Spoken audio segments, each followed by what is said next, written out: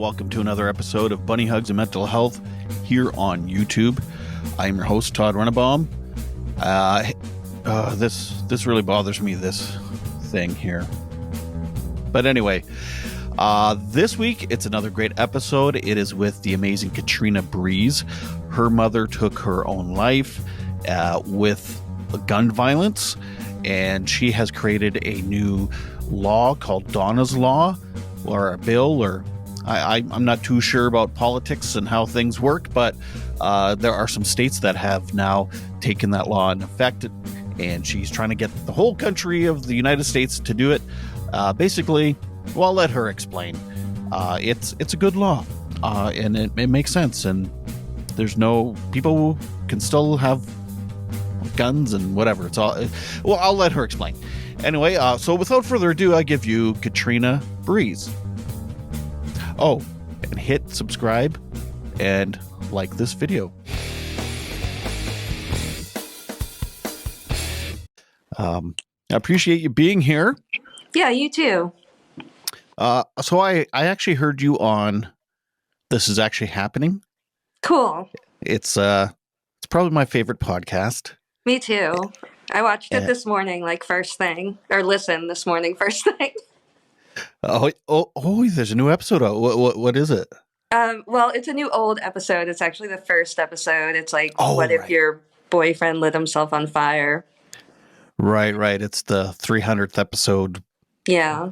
Right. So I had Wit on a while ago, and he's been kind enough to give me a couple shout outs. So that's nice. It's always nice to hear him say one's name. You know, I mean, no one says my name like him. I was thinking that, like, a good reason to not do the show anonymously is that forever then you have, like, Whit Missildine saying your name in your head. That's so funny. It's and like I like fanboy when I was interviewing him a little bit, and it's like I hear my name, when he gives me a shout out a couple times, it's like, oh my god, and then I tell other people, and they're like, who, what, what are you talking? Yeah. It's like, well, you know if you know. Well, do you I guess just tell me about your mother and how well, you've done this before. Yeah.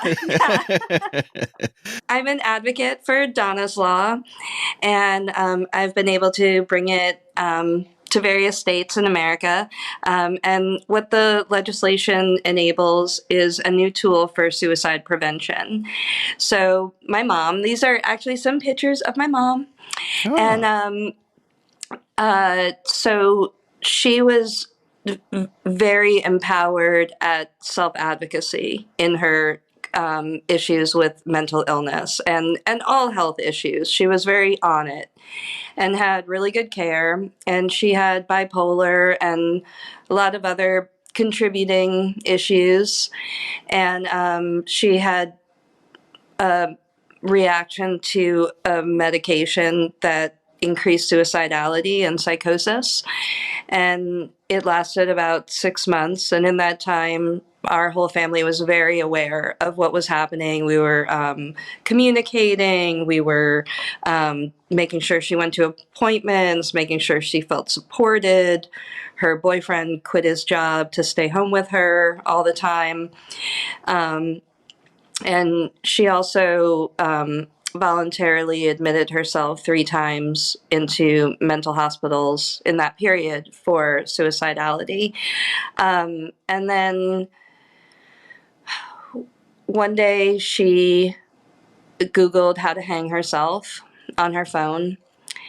And then Google showed her information, and the results included an article about how hanging yourself was not going to be a highly successful method, and that it could potentially lead to injuries and things like that. And it recommended that she use a handgun.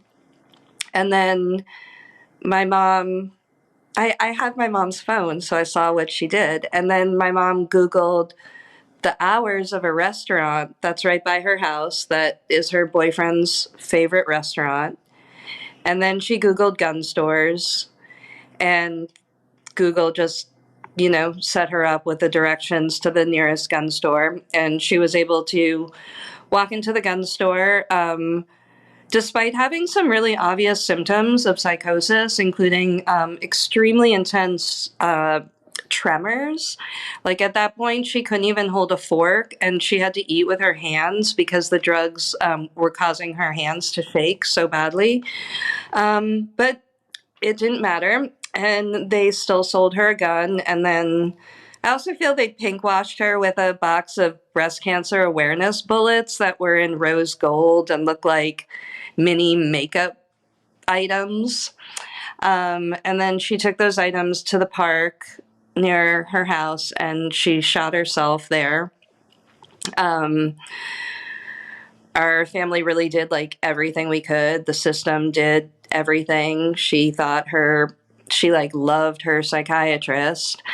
But the tool we didn't have was separation from lethal means, because we live in an environment where there's really like no railing on guns. And so it's probably hard for like people in other places to like imagine how loose the gun laws are.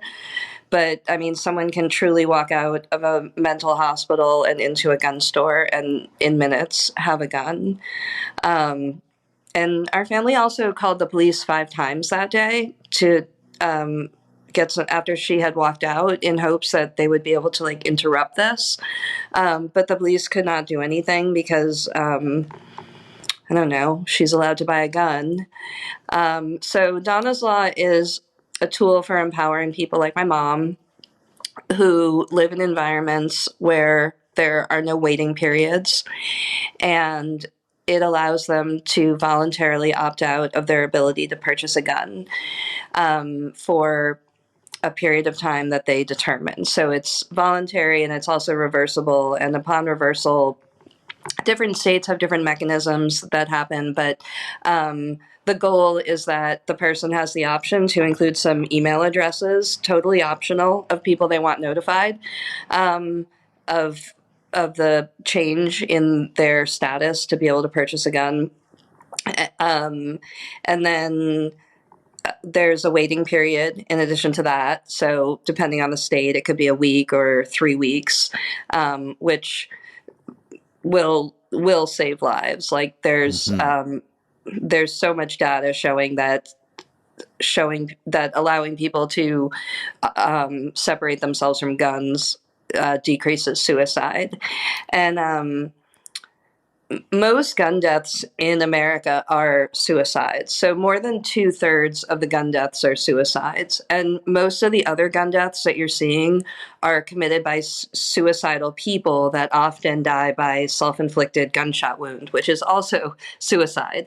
A lot of these people don't make like an exit plan when they go in for like a mass shooting. And so Donna's Law is not just about protecting people from suicide. Like,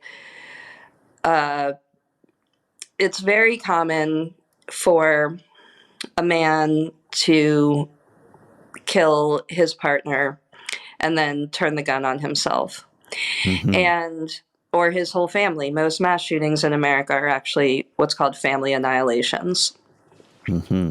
So if I was a good dad and I wanted to protect my family from my episodic psychosis, this would be a tool that I could use, totally confidential, free, could save my family, could save myself, reversible, really problem-free, and no side effects, like no like nausea or anything like that. Yeah, so that's what Donna's Law is about, and it's currently in 3 states, which it doesn't seem like a lot when there's 50 states plus I was territory. going to say only 3. I know, but there's like 20 million people in those states, so that's pretty good, right? That's the population of Canada, pretty much. Yeah. So don't. So I have to remind myself and the team and others, and especially others in other countries, that these states have like enormous populations. It just baffles me that, like you said, there's no Why doesn't every state just look at it and go, okay, that makes sense? What's the Do you holdup? do you want to guess? Should I just like let you guess on this why this is like Well, such a mess? I think I know why. Say It's it. the gun lobbyists. Yeah. Well, not all of them. Oh, There's okay. Well, okay, true. Okay, it's the NRA, and right. I have this like pipe dream where like one day like the NRA and we like sail off on like a bus that they bought me to like sign up people in all these states so we can like decrease gun violence and protect freedom. Um, so not Hmm. going to say anything that ruins that future romance. Right. Yeah, it is a very different culture in the States compared to Canada. Even though Hmm. we have, I mean, there's a massive crossover, Hmm. when it comes to culture. But yet, yeah, the gun thing is it's very American. I mean, Hmm. don't get me wrong. There's Canadians that are very Did you say American? American. I Yeah, didn't. no, it really is so American. And it's like, it's not just American in America, it's like Right. American around the world that this is us. And Hmm. this is something like, not only is the gun violence in America or the USA caused Right. by American made guns, but the gun violence around the world is being caused by American guns. The loose gun laws that we have and this like I don't know, power imbalance with the NRA doesn't only affect the USA. Like most of the gun homicides happening in Mexico are by um, American guns, and um, it's like. I mean, when I was a kid, I'm 45 years old for reference. When I was a I'm kid, I 45. really. Yeah. Oh, when's your birthday? December 12th. Oh, it's almost your birthday. I give you a Yeah. big bunny hug for your birthday. Mine's in Oh, thank July. you. Um, Sorry, you were saying when you were a yeah, kid. so yeah. So there is a real power imbalance. It's impacting the entire world. It is it is a combination of suicidality and guns. There are like one of the things I think about in America is or USA is that okay, so there's all these people that like one of the messages that the NRA tells us is that you're safer with a gun. So anything that differs from the message that guns are safe, and even if there's a bad guy with the gun, the good guy with the gun is still safer than I've literally heard this expression, having nothing but your dick in your hand. Oh, So, and that's then, sexist. I know it is. But it also has to do with masculinity. And I mean, like, most like many suicides are female, but when we look at what's happening with the mass shootings and with the family annihilations and street violence and femicide, this is also a masculinity issue, and there is definitely a lot of marketing going into like that guns are good for masculinity and feeling powerful and um, there's a lot of factors too. Like I've been thinking a lot about climate change, and my dad lives in Massachusetts, and they were having like I don't know some kind of disaster, maybe smoke or something like that. And I asked him if I could send some, like with a delivery app, send some canned provisions to his pantry just so that he would feel a little bit more secure. And his response to me was, "Why don't you send me an AR-15 and then I can eat anything I want?" And Your my dad dad said is that. like a hippie, like with no guns. But these are the messages that are being put at Americans. I mean, there is like, I don't know what your YouTube ads are like, but mine are filled with gun stuff. Mm. Um, Mm-mm. like Not mine. I even recently got an ad, and it was like I had been looking up stuff about like construction and getting a contractor, and I got an ad that was about how my gun safe needed to be like if it was on the second floor, it needed to be reinforced, and this is who I could call. And I was thinking, like, how big of a gun safe do they think I have? Like, 1,000 pounds of arsenal? Yeah. And, I actually grew up around guns. My dad Hmm. was hunted and stuff, and um, what was it, about 10 years ago? I had a suicide attempt. Hmm. I had guns in the house. Um, I had three different, they were all hunting rifles, Hmm. and I actually, after my suicide attempt, I got home from the hospital after a few weeks, and I got a letter saying I was no longer allowed to have my guns, and I had all the training and everything, um, and so I gave them back to my dad. They were kind of a family heirloom thing, and it did say then too. It did say like. Um, I don't remember what the wording was, but it's basically once you're feeling better, you Hmm. can challenge this, and we'll review it, and you can have your guns back. Um, but How do I you never feel did. about that? Well, Like, do I you feel mean, positive about it, or? yeah, I Mhm. did, and like, um, I had no problem with it. I mean, I was like, well, whatever, like whatever. They're just guns.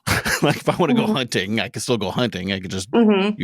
go with my dad and take his guns. Mhm. Um, but I never bothered getting the paperwork done to get them back because I just thought, well, this is a lifelong challenge. I don't, suicide is quite often impulsive. Mhm. And when you have that, you know, right there, Mhm. the tool, yeah, it's scary. And like you said, like when you're in that mindset or that psychosis, you don't just necessarily hurt yourself.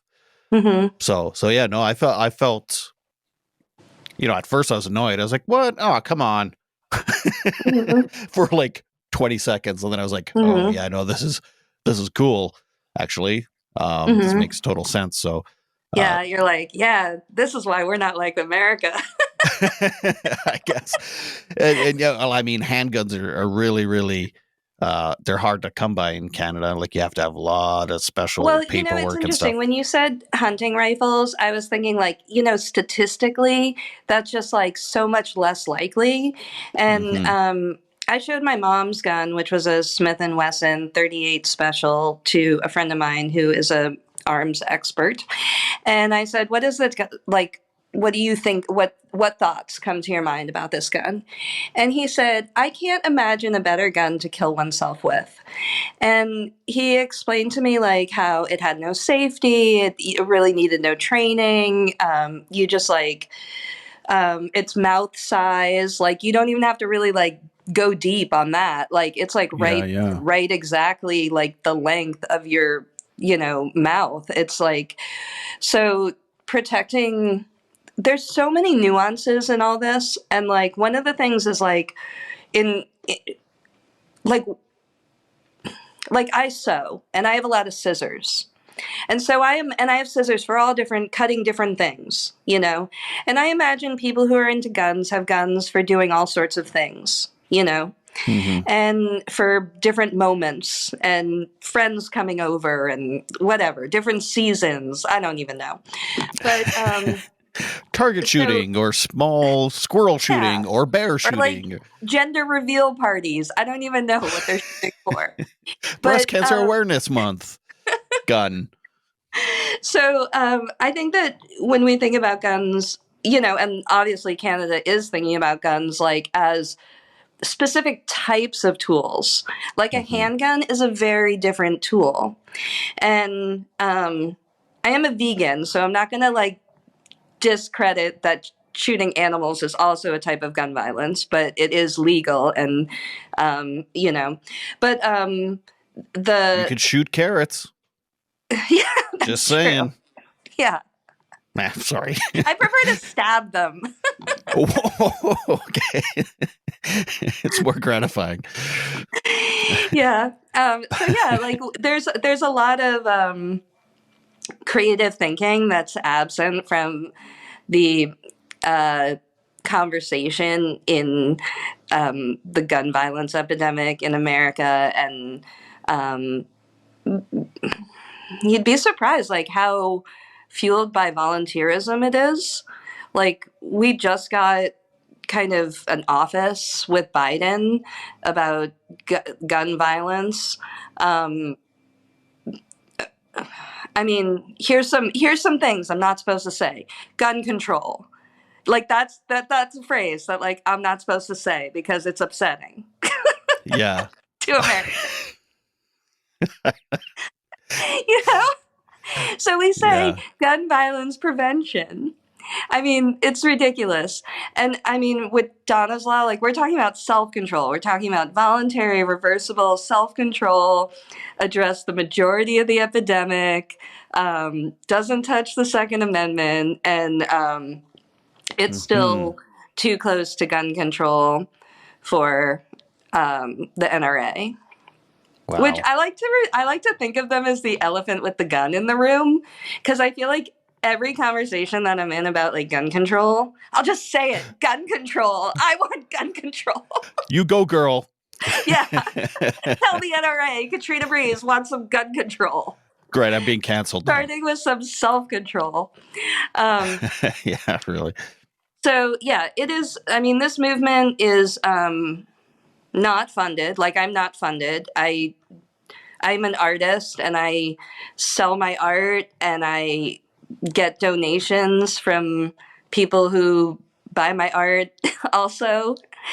And that's how I fuel it. So, I mean, the government has, like, never, I don't know, the government's, like, never supported me about this, you know? I mean, other Mm-hmm. than, like, specific representatives, like, voting for this. But the one of the issues is that it's, like, so frightening to, like, I think of it as, like, coming to a gunfight with a legislation, you know? Right. Like, I wrote this letter and I want you all to read it. Yeah. You Um, vegan hippie. I know, right? I'm like, I'll put on a bra if you just listen to me talk. Hey, well, hey, don't get too extreme. I know, right? Yeah. So Yeah. there's there has been, like, a lot of success with this legislation. Like, it is moving, like, fast, and there is a ton of support for it. The issue is that the NRA doesn't want any bills that even really discuss firearms. They just, like, don't even. So in order to discuss my bill, there needs to be a hearing, and in that hearing likely will be other gun firearm bills. So they just, like, don't even want that hearing to exist. So it's I don't I mean, I have seen the NRA, like, write about my bill, but they're like, this has the potential of abuse. Like, they don't even really have. They're like Trojan horse, you know, like these, like, Right. weird slippery slope. Right.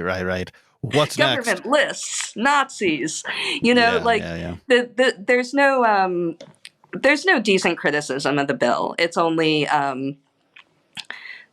slippery slope that they don't want even opening one of those hearings. That's bananas. It's like, we don't let Yeah. suicidal people buy a gun straight out of the hospital. What's next? Yeah. Well, the thing is if my mom had been involuntarily committed, like, by the police here, she would have Mhm. she wouldn't have been able to buy that gun. So had my Oh, mom kind of been like a criminal and taken a criminal path into the, like, healthcare system, she would have been given more tools that actually could have saved her life. interesting. Hmm. Yeah. Huh. Did you know that the medication was the cause of her kind of spiral at the end? Yeah, she was like, really vocal about it, and she kept a journal the last 6 months of her life, like, which was kind of weird because she never journaled since she was, like, a 12-year-old. So and it was all about, I'm just gonna say it was all about Effexor. I'm on Effexor. Really? Yeah. Well, I'm glad that you don't appear to be having the symptoms that my mother was having. Yeah, good. Yeah. Yeah, I'm happy for Um, you that. Well, I hope it's working for you. I don't know. I've been on it for like 7 years, so Hmm. no, more than that. Anyway, that's a long story. Um, do you know what her dosage was? No, but Oh, I know okay. that she was in the process of down dosing and trying to get off of it, and that was kind of a nightmare. It is. I went off Hmm. it once for a while, and it was a nightmare. It was hell. Hmm. And to this day, I don't know if I'm on it just to avoid the nightmare withdrawal Hmm. or if I'm on it because it's actually helping. But I mean, that's a whole other series of episodes we could go Hmm. down. Right. Yeah. Did you know that she had left the hospital? Yeah. She had been home for about a month, and Oh, I see. yeah, we had tried to get her back into to a hospital. Like we were very aware of like the danger, and she even was writing to her psychiatrist like every day, like asking him for more help. And it was all like an email. And so I mean, I'm able to see it. And it's very desperate. And it's very obvious that she's about to kill herself and is like asking for support. And um, I'm not very pleased with him on this. But I also Mm-hmm. feel like her disease is not his fault, you know? And Yeah. Yeah. like, I know that he was, you know, traumatized by her death as well. And but what he told me, so like after she died, I was like sleuthing, and I she had an upcoming appointment with him on the phone. So I was like, oh, I'm just gonna like do that call and like talk to this guy. Mm. So I like call into the appointment, and the receptionist is like, it says here that you're deceased. And I was like, oh, yeah, busted. Busted. And then I was like, well, yeah, I'd like to talk to, I'll just say his name, Dr.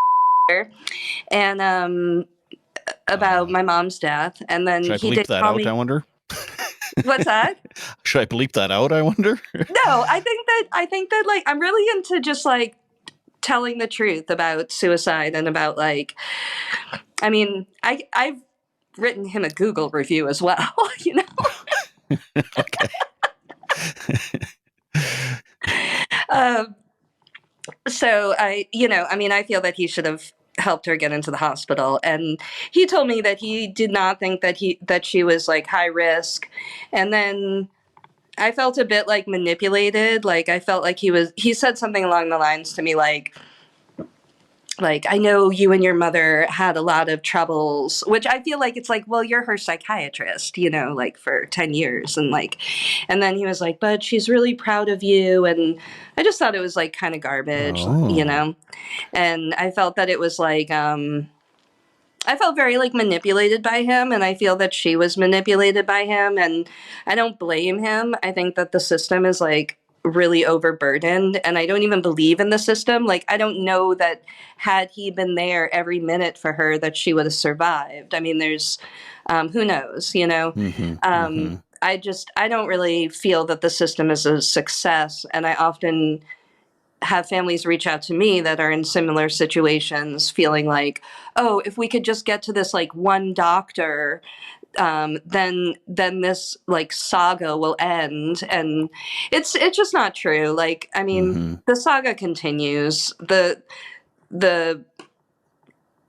research and development of new drugs continues because you know we haven't like cured anything yet, you know. Yeah. Yeah. Right. What states uh, do have Donna's Law? Sure. So it's currently in Washington State and Utah and Virginia, which, But you're in you know, for Louisiana. But I the mean, NRA, like, you physically are in Louisiana, yes, I'm in and New your own Orleans. and your own state wouldn't pick it up. No. Right. But Okay. I Sorry. mean, I would, I, I think that, like, in a way, that became the blessing because I was like, I am not going to sit in Louisiana and, like, work this the rest of my life with these people. I'm just going to, like, move up the ladder and, you know, go save lives anywhere. You know, I mean, most states don't have waiting periods, and this legislation can save lives anywhere. Like, my mom's already Mm-hmm. dead.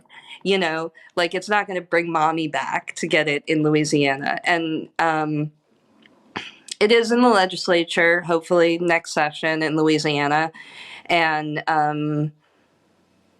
I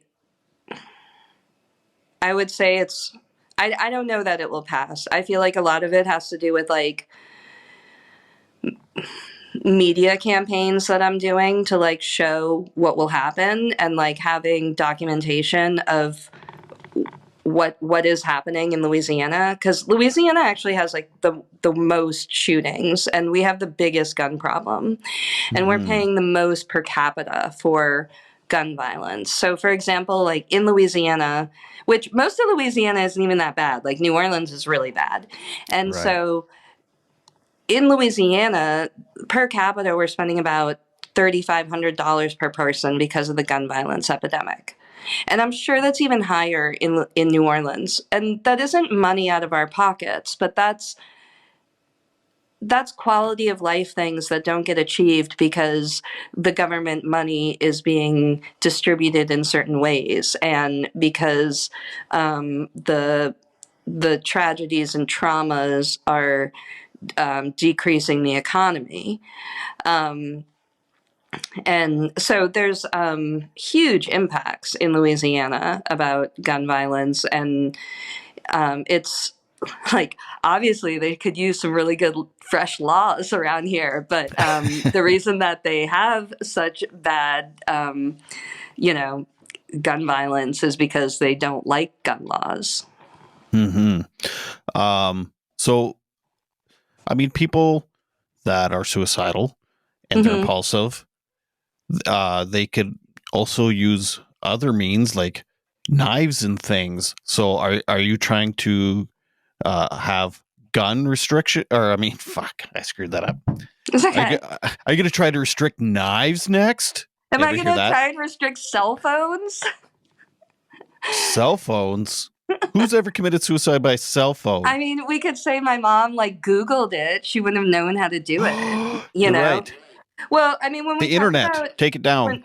when, so what the data shows is that people who are going to come up with a method typically come up with one method in their Mm-hmm. minds, and Yeah. then they will try for that. And if that's intercepted, the chances of them going on to die by suicide are only about 10%. Mm. So in America, most gun deaths are by gun. I mean, most suicides are by gun. And so the most likely way that someone's going to do it is gun.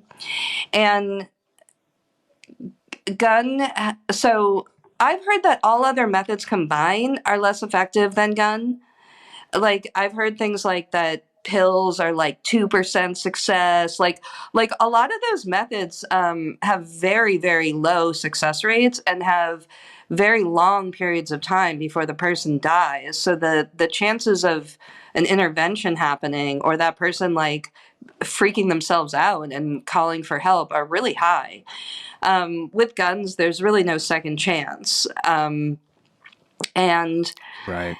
guns also give people ideas. So, like, I live near a convenience store, and sometimes people litter. And so sometimes there'll be, like, a wrapper for, like, a Snickers bar on the ground. And then my head's like, I want to eat a Snickers bar, you know? And guns are Mm-hmm. like that too. Like, if you have a gun, I mean, you've had a gun. I mean, what do you think of doing with your gun? You think of, what am I going to shoot with my gun? It's like if I got a new juicer, I'd be like, what kind of juice am I going to make first? You know?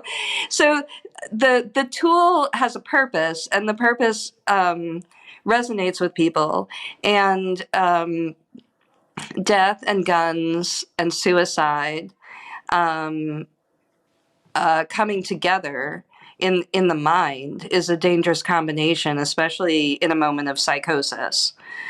I also think, I mean, there's a lot of reasons that people kill themselves. It's like not just psychosis, but episodic psychosis is a type of situation that Donna's Law could address really well.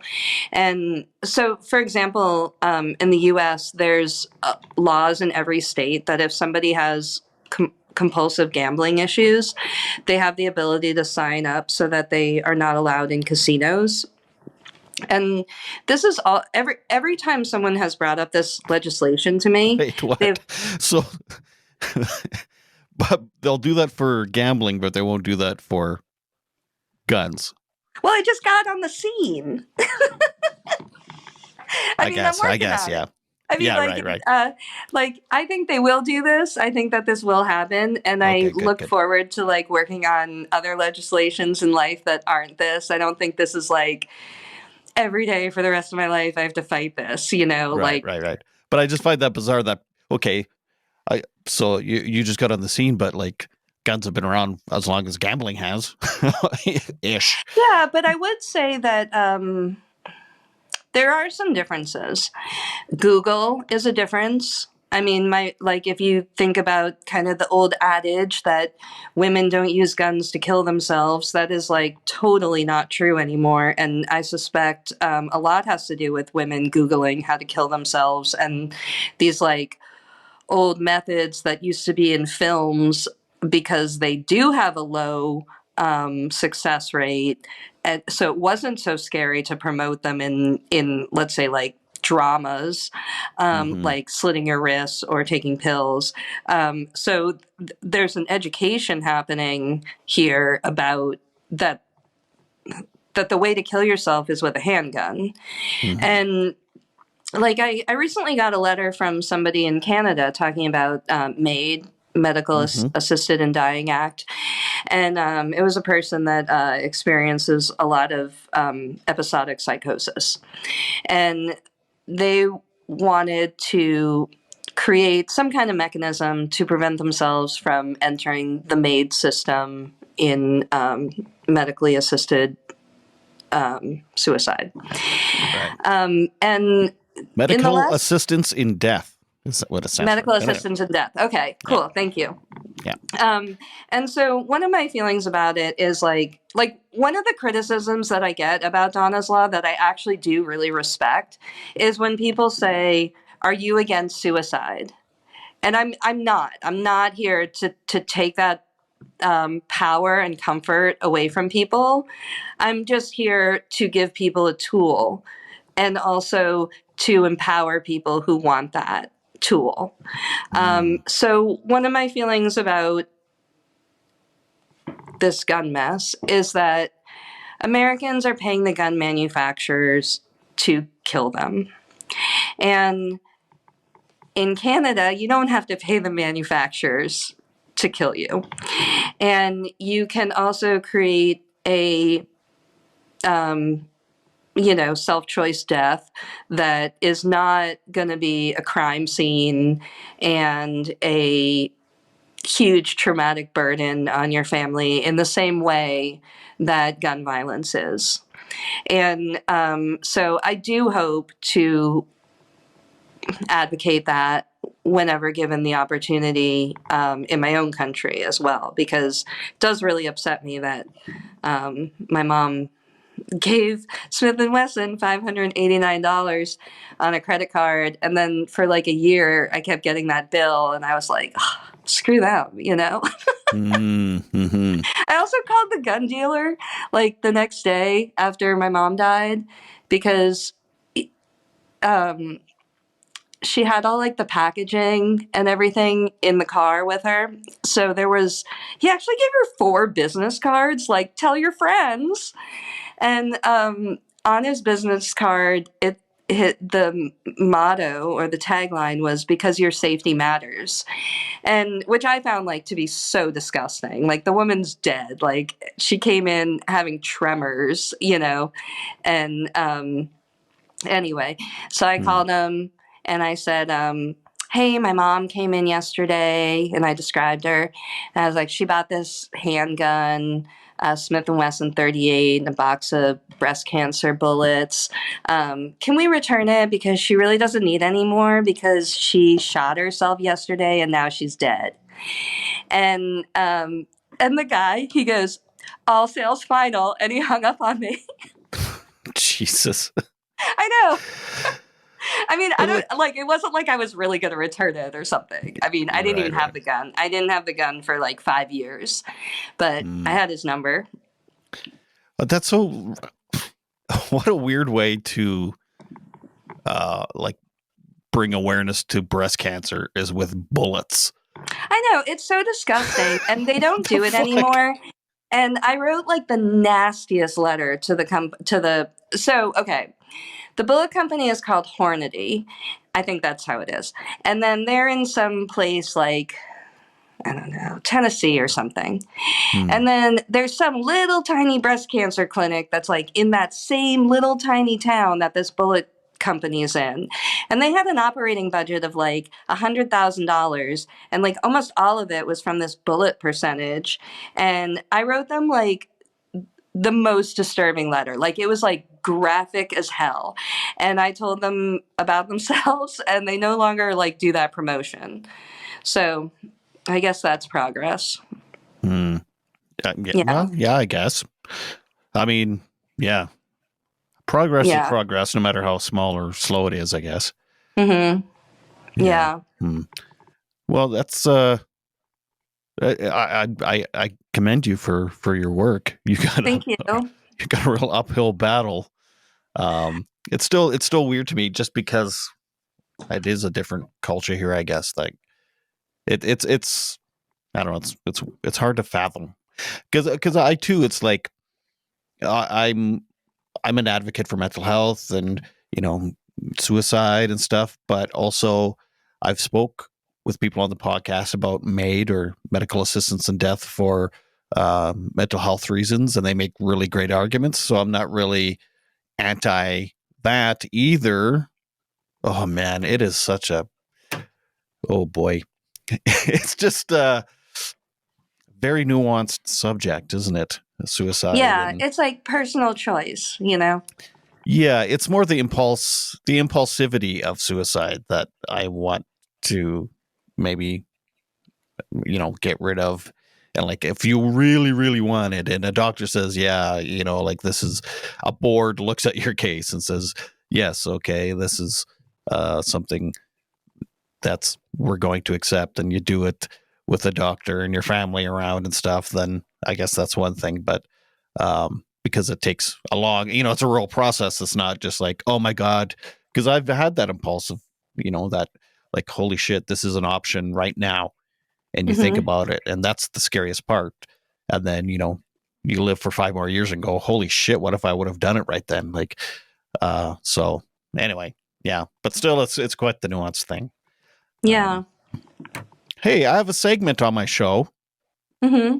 It's called That Some Bunny Special. Hmm.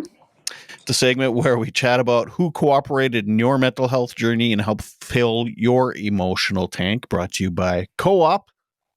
Hmm. So I'm not sure if you've gone through the depression or anxiety or if you have mental illness or Yeah. not. But who would you like to give a shout out to for being there in your darkest times? Well, I got a lot of therapy, so I don't want people to think that it was like one thing. I had definitely a lot of PTSD after this happened, and I already had a lot of issues. And so this really like just took it You're an over the artist after all. yeah. And then so I would say that um like one of the things that really helped me was like psilocybin microdosing.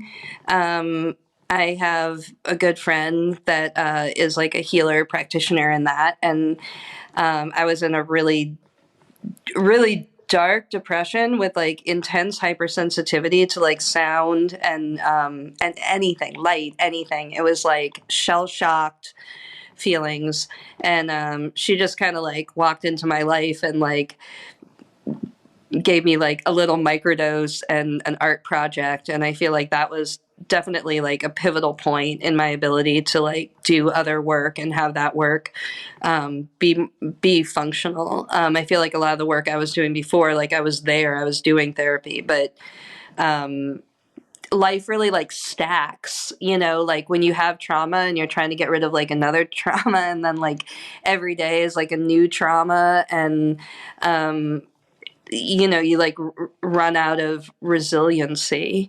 And so that really helped me get my resiliency back. Doing the advocacy work, I would also say has been like a healing journey. I mean, it's pretty like fierce, and it's not like a comfortable journey.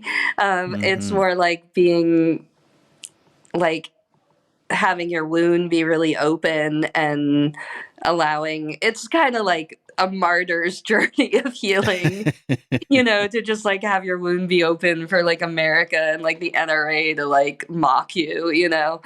But it has made me like so strong. And I've also met so many other people that advocate for gun violence because they've experienced gun violence, and specifically in impulsive suicidality gun violence. And so if it hadn't been for my advocacy work, I don't know that I really would have met people that had also had this experience. And like, I work in the Mardi Gras industry, where it's like my job is to make people happy and to like show them the most like joyous moments and create these like beautiful displays of art. So that's really not like a place where I can like discuss all my trauma. Right, right. So You're it's not you're showing your boobs and getting beads. right. No, no beads, no boobs. But I Oh. am working on a new legislation. It's called equality. We have nipple oppression here in America. So Ah. I've taken what I've learned with Donna's Law, and I'm also doing things that make me happy with legislation. Nipple oppression. Like, Yeah, I mean, I can wear an AR-15 over my nipples, but no AR-15 illegal. huh. So you're saying you can't show your nipples? Yeah, we can't show our nipples. Well, I don't I know. I don't But know. I'm working on it. Again, That America threw is me for a loop. shifting. I never thought of that. Huh. So you want to show your nipples more? No, I just want equality. It might mean that men put their shirts on, but whatever it is, it needs to get Oh, equal. I see. Like, for example, in Louisiana, someone, after a series of arrests of doing it, could ultimately get 10 years in prison for having their top off, just like mowing their lawn or something, and A it's man? really hot here, and with climate change, like our tops are not just a bead currency exchange, they are also a temperature control mechanism. So women should have the same freedoms as men when it comes to our nipples. They're not Ah, dangerous, not like, I mean, think about it. Like, they think nipples are more dangerous than guns, you know? yeah. I know. I don't know what that's about. It's I've often thought that it's like, okay, you can show the entire boob on TV as long as the nipple is covered. It's Hmm. like it's the nipple part that's well, like I don't know. It's weird. Or I've had friends be like, "Oh, don't look at me. I'm in my underwear." But then 10 minutes later, be in a bikini and be fine. It's like I don't. What's the difference? I don't understand. But Hmm. yeah, Yeah. humans are weird. Yeah. So you like the mushrooms, eh? Yeah, I haven't done them in a while, but they did really help me. And other times in my life, like when I was like young and, at rock concerts and did them, I didn't really like them. They were like too much for me. And so I Mm. wasn't like looking for that. I mean, I'm not like drug free. I like drugs, but mushrooms hadn't been like something I cared about. And then I've almost taken it like, well, I have taken it like on a protocol, like with someone who's, working in that. And I also was accepted to a MAP study, which is it's kind of like the organization in America that studies psychedelics and partners with like established medical organizations and universities to do such studies. So I have also worked with them, and I I actually feel like all the people that I've recommended it to, like in my life, I don't really feel like had success with it. And I think that part of it was like the amount of effort and energy and education that I put into it for myself. And then, yeah, I mean, a lot of people I feel like that they were like, yeah, I want to do that. And then I'd get them some, and then they'd like take it all like in one night with like some Right. alcohol. And I'm like, oh, okay, yeah, I don't have any more for you. Sorry, that was a 3 month supply. Right. Yeah. Yeah. I've been told it's what are the intentions?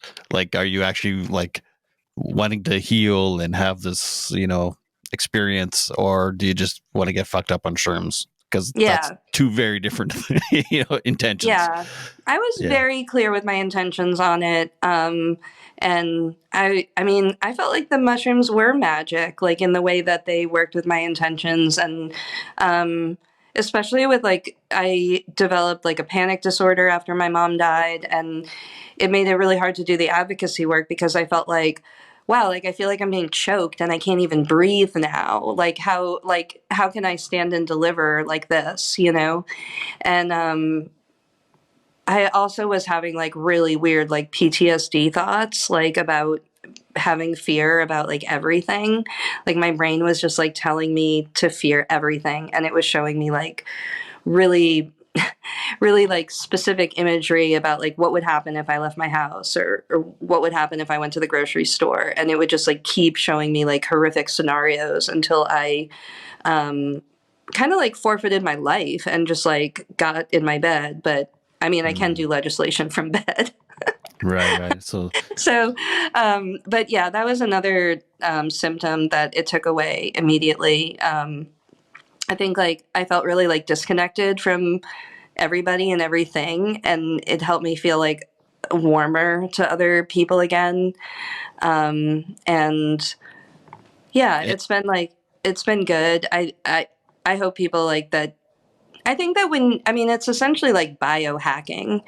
And if you're going to be like biohacking with anything, like educate yourself to to the most you can, partner with, practitioners and educated people. do you think psilocybin would have been beneficial for your mother? I don't think so. No. I think, I think she was really broken. I think her brain was broken. I think Mm. it was like fried out and destroyed. I don't really like imagine her coming back from it and having like a life again. Like she couldn't really walk anymore. Um, when I saw her the last time, it was like she was like 100 years old. It was really weird. Like everything about her had just like become like so feeble. And yeah, I find it hard to believe that like, and I think like the drugs like broke her brain, and it was a Mm. long time of drugs too. I mean, it wasn't Hmm. just like that one, I mean, a 67-year-old American is on a lot of pills, Hmm. and for a lot of years. And so who knows, like, I mean, this is all about like chemicals, and brain chemicals. And, You're thinking like psilocybin helps more with like trauma and stuff, but maybe not like a hardwired mental illness. yeah, I don't think I would feel comfortable recommending it for someone who has bipolar. You're talking about how the quality of life of your mother was not great.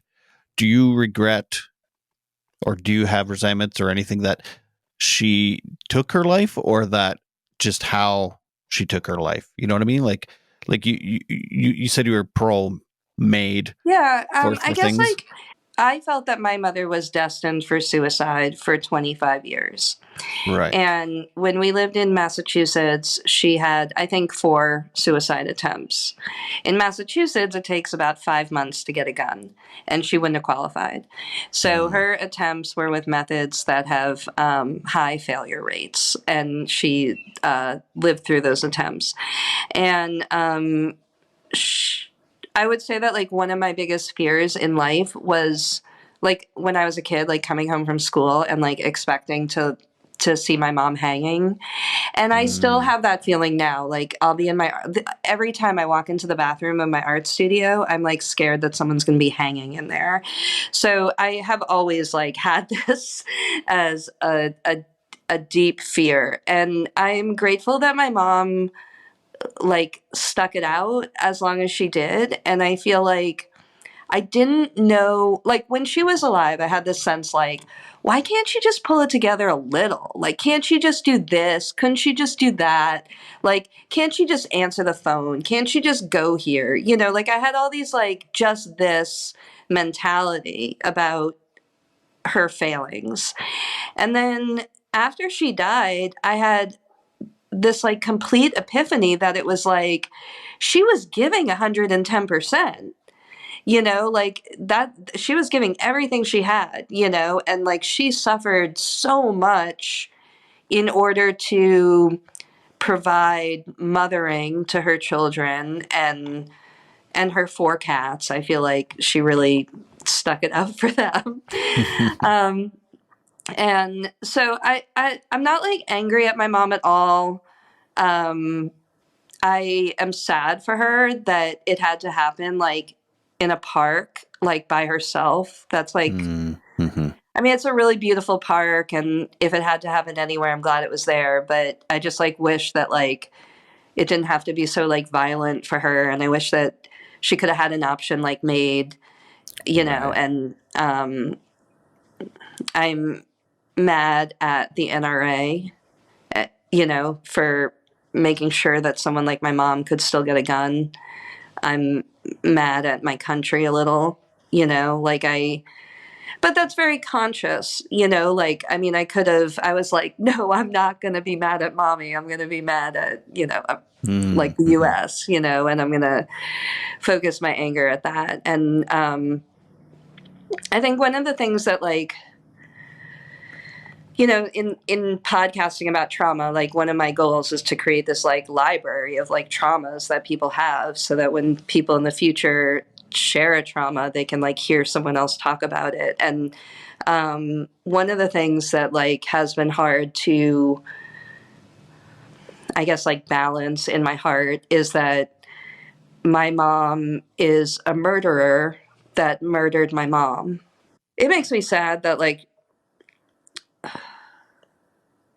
it took till now to just like be really proud of her and like not be ashamed of like her disease anymore, and just like put it all out there. Like, I mean, it's around the world, like you're in another country, and you know, it like makes it to Europe and stuff. And I mean, everyone knows, you know, that like that this person existed and this was their end, but it doesn't have to be like their legacy, you know. Like my mom has the ability to like be like an organ donor now for this legislation, and she can do more now with her story than she really was able to do in her lifetime, because her disease was really debilitating.